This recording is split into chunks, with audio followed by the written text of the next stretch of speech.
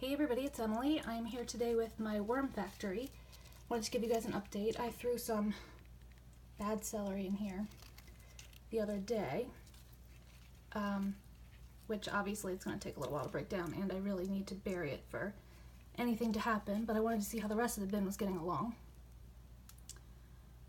Quite a few mites, and it looks like some springtails. Yeah, those are springtails. Those little white bugs. But they're fine, no problem.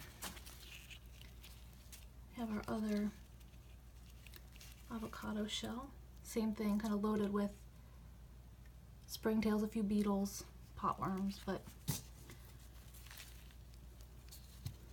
as we are learning, they really are more friend than foe in the bin. So I'm just kind of letting it all go. And here's this huge piece of cabbage. Everybody keeps telling me in the comments, break it up, break it up. And I'm thinking that I might do that and then give this a good watering, and hopefully that will get it breaking down a little bit faster. So I'm going to pause the camera for a second and I'm going to break this up, and maybe we'll add some bedding and see how it goes for another week. So I'll be right back with you. Okay guys, so as I was breaking that up, and I really wasn't seeing many worms in that tray, I just decided to lift off that layer to see what the layer below is looking like. And I think it's looking pretty darn good, and the worms are heavy through here. So I'm wondering if they're just still kind of working through this before they make their way up. I'm kind of hesitant to add a whole lot more water because of the mites. So I'm thinking I'm just going to lay off. I broke it up and we'll just leave it go for a little while. Sometimes I can be a little bit impatient, and anybody who raises worms knows that patience is probably the biggest thing you have to keep in mind with this. Sometimes things go much faster, sometimes much slower, but it does get done. And since I'm going to be starting some new bins and all, there's no reason for me to rush this bin.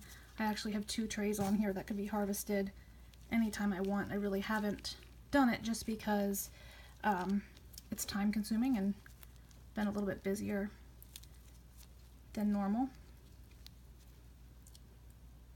Here's a avocado.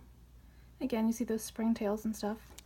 And springtails are usually a sign that it's pretty moist as well, so probably is a good idea just to leave the moisture be, let these worms work through this tray, and just by nature they'll end up moving up top. As long as I make sure it's not bone dry, they'll definitely come up. So this was the tray that gave us a whole lot of problems with mites and all in the past, but definitely looks like it regulated itself and nothing seems grossly out of whack.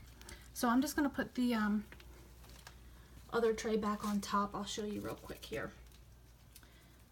I just broke up those cabbage pieces, covered the celery just a little bit with some of the dampened cardboard we already had in that layer.